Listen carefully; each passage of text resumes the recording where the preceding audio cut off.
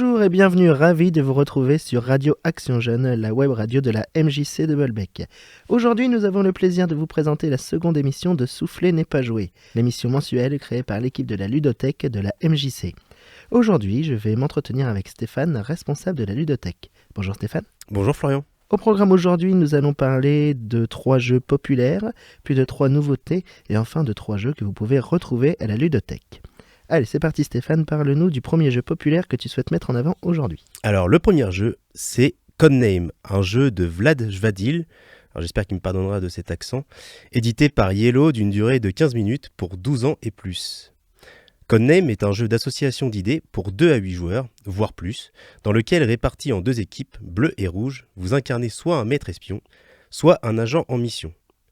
Pour retrouver sous quel nom de code se cachent vos informateurs, écoutez bien les indices donnés par les 2 maîtres espions et prenez garde à ne pas contacter un informateur ennemi ou pire, le redoutable assassin. Les 2 maîtres espions connaissent l'identité des 25 informateurs sur la table, mais leurs agents, eux, ne voient que leur nom de code. Les équipes rivalisent d'ingéniosité pour être les premiers à prendre contact avec tous les informateurs.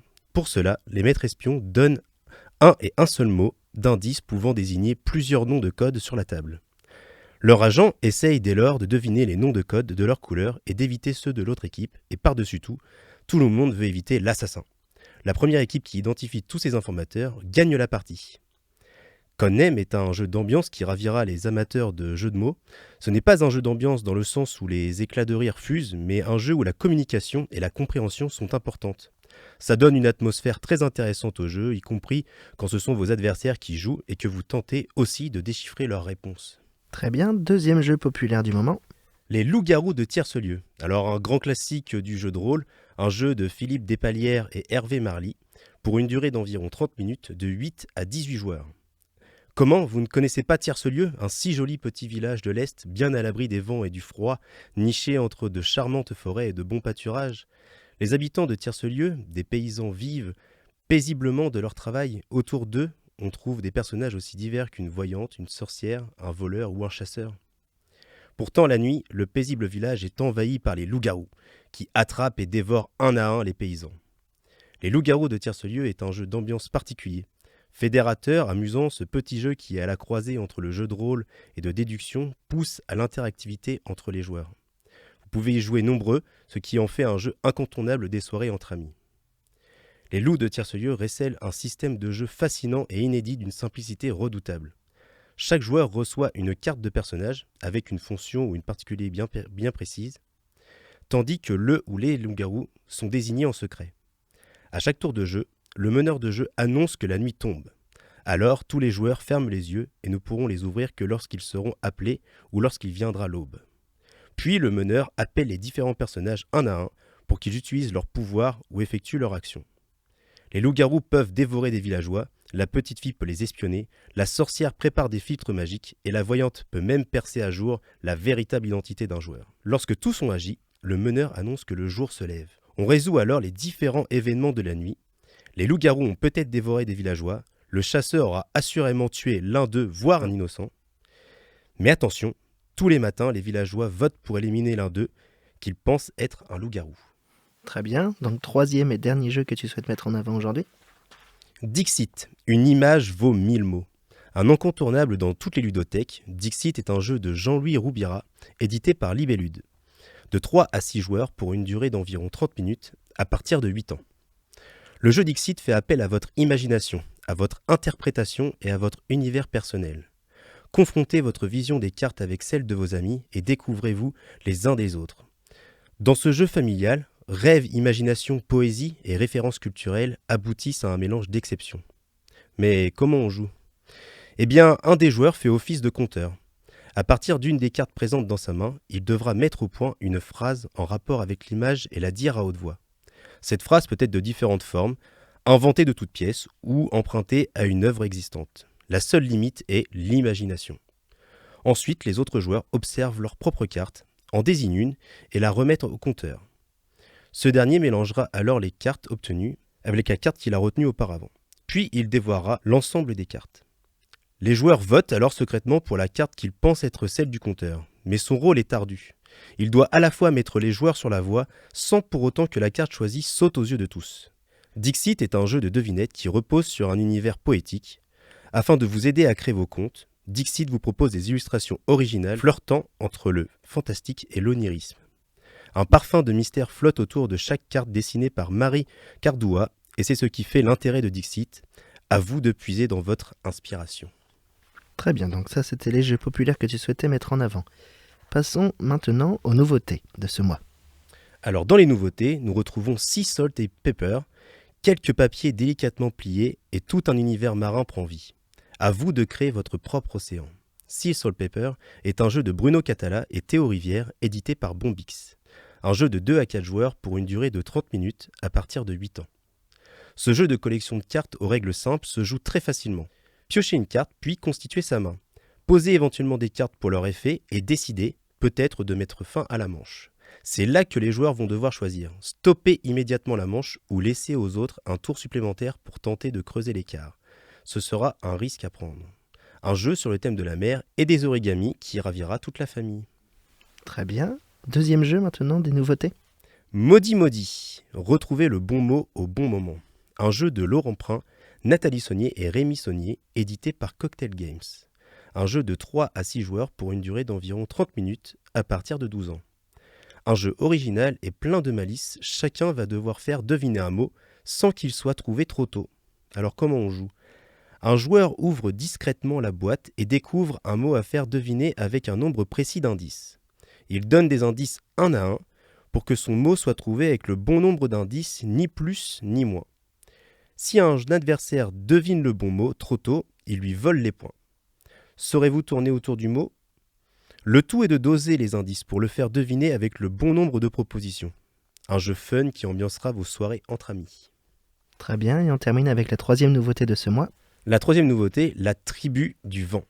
Après des siècles d'exploitation de la nature, l'humanité a provoqué l'apparition d'une nouvelle forme de pollution qui s'est étendue sur la planète entière en détruisant toute forme de vie sur son passage. Survivant dans des petites zones forestières encore épargnées par ce fléau, des groupes d'hommes et de femmes se sont réfugiés dans des cités construites sur les cimes des arbres. On les appelle les tribus du vent, volant à contre-courant de la pollution. Les tribus du vent est un jeu de Joachim Thome, édité par la boîte de jeu, un jeu de 2 à 5 joueurs pour une durée moyenne de 1 heure à partir de 14 ans. Dans ce jeu, vous incarnez un guide qui utilise la magie des éléments pour lutter contre la pollution. Faites croire des forêts et établissez des nouvelles cités sur leurs cimes pour tenter d'assurer un nouveau futur à l'humanité. À votre tour, vous aurez le choix. Jouer une carte de votre main afin de gagner de l'eau, construire un temple afin de gagner des bonus, ou bien construire un village. La première tribu à avoir construit son 5e village lancera la fin de partie. Celle qui remporte le plus de points en fonction des villages, des temples, des objectifs de la pollution remporte la partie et est reconnue comme la meilleure des tribus du vent. Un jeu beau et intelligent. Les tribus du vent dépeint un monde en reconstruction qui se réinvente en harmonie avec la nature. Servi par les magnifiques illustrations aux couleurs chatoyantes de Vincent Dutré, il vous plonge dans une vision du monde optimiste et poétique qui ne manque pas d'esprit. Ces règles ne sont pas en reste et choisir ses actions en fonction du dos des cartes adverses, tout en devant rester conscient des dos qu'on leur propose. Cela apporte une expérience interactive forte et originale. La profondeur du jeu se révèle de partie en partie pour une belle rejouabilité. Très bien, passons maintenant au jeu que l'on peut retrouver ici à la ludothèque de la MJC. Alors en premier, le Bingo Island. C'est un jeu de Corentin Lebras et Ludovic Montblanc, édité par Grrr Games. Bingo Island est un jeu de 2 à 4 joueurs pour une durée de 30 minutes à partir de 6 ans. Ah, Bingo Island, vous incarnez des insulaires dont l'île regorge de fabuleuses richesses. Cultivez, attirez des amis animaux et cherchez de précieux trésors. Mais attention aux crabes. À votre tour, faites tourner la roue, mettez une ressource sur votre champ, criez bingo quand vous avez complété une ligne, une colonne ou une diagonale. Récupérez des outils et liez-vous d'amitié avec des animaux. Enfin, cherchez dans le sable les trésors contenant des pièces d'or, mais attention aux crabes, dès qu'un insulaire possède 4 trésors, la partie se termine. L'insulaire ayant le plus de pièces d'or remporte la partie. En famille, passez 15 à 30 minutes de bonheur dans votre petite île adorée, avec des règles courtes et illustrées d'exemples et une durée modulable. Ce jeu faisant appel au sens de l'observation, du placement et du toucher, sera idéal pour jouer avec des enfants. Très bien, deuxième jeu que l'on peut retrouver à la ludothèque de la MJC. Aeteria. Aeteria est un jeu de François Bachelard édité par Nostromos Éditions. Aetheria est un jeu de 1 à 4 joueurs pour 20 minutes de jeu à partir de 10 ans. Humains, elfes, nains, gobelins et dragons risquent de ne pas faire bon ménage dans Aetheria. Et votre royaume a urgemment besoin de vous pour continuer à écrire son récit légendaire et ne pas être mené à sa perte. Explorez des contrées inconnues et édifiez votre royaume peuplé de créatures qui ne s'aiment pas, mais doivent cohabiter ensemble tant bien que mal. Aetheria est un jeu d'optimisation se déroulant dans un univers médiéval fantastique avec une mécanique de pioche, grâce à laquelle les joueurs vont, tour à tour, piocher une carte pour qu'elle prenne la place d'une autre de leur espace de jeu constitué d'un carré de 4x4 cartes. C'est un jeu diablement efficace. Aetheria est un jeu qui fonctionne à merveille en famille et se joue rapidement. Il contient 3 modes de jeu différents ainsi que des variantes à découvrir, compétitif, coopératif et solo. Les amateurs du Skyjo qui retrouveront des sensations similaires, le tout dans un univers fantastique servi par de jolies illustrations. Très bien. Dernier jeu que tu souhaites mettre en avant ? Eh bien, c'est le Twin It Japan. Alors, Twin It est un jeu de Nathalie et Rémi Saunier, édité par Cocktail Games, un jeu de 2 à 6 joueurs pour une durée de 15 minutes à partir de 6 ans. Twin It, c'est la rapidité, l'observation et le Japon. C'est un jeu dans lequel vous devez retrouver le plus vite possible les paires identiques sur la table de jeu. Simple, pas si facile avec tous ces motifs japonais qui se ressemblent pour vous tromper. Masques de théâtre, carpes traditionnelles, yokai et autres onigiri s'accumulent sur les terrains de jeu. Cette édition au graphisme épuré et élégant est portée par les illustrations de Nayad. Twin It est rapidement devenu un incontournable des soirées-jeux. As d'or 2018, il brille par son accessibilité, sa simplicité et son efficacité. Très bien. Peux-tu nous rappeler les horaires de la ludothèque ? La ludothèque est ouverte en période scolaire le mercredi et samedi de 14h à 18h et en vacances scolaires du lundi au vendredi de 14h à 18h.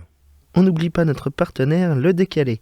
Merci beaucoup Stéphane d'être venu pour cette deuxième émission. Donc on rappelle quand même que tu es le responsable de la ludothèque de la MJC et que il ne faut pas hésiter à venir te voir. La ludothèque justement a changé de place maintenant. Oui, tout à fait. Elle a pris la place qui était l'accueil anciennement. Et vous pouvez venir retrouver tous nos jeux sur place ou à emporter. Très bien, merci beaucoup. La porte est ouverte, vous le savez, vous avez entre 12 et 30 ans, vous souhaitez créer votre émission avec nous. N'hésitez pas à toquer à notre porte pour créer votre émission. Nous serons ravis de vous accueillir. Merci aux cofinanceurs sans qui nos activités ne pourraient pas voir le jour, la CAF 76 à Drac Normandie et la région Normandie. Merci à la ville de Bolbec de mettre à disposition nos locaux et du soutien qu'elle apporte à la MJC. N'hésitez pas à partager nos émissions, elles sont sur Facebook, sur YouTube. N'hésitez pas aussi à suivre toute notre actualité sur Instagram. Il ne me reste plus qu'à vous souhaiter une bonne fin de journée et à très vite j'espère. Merci.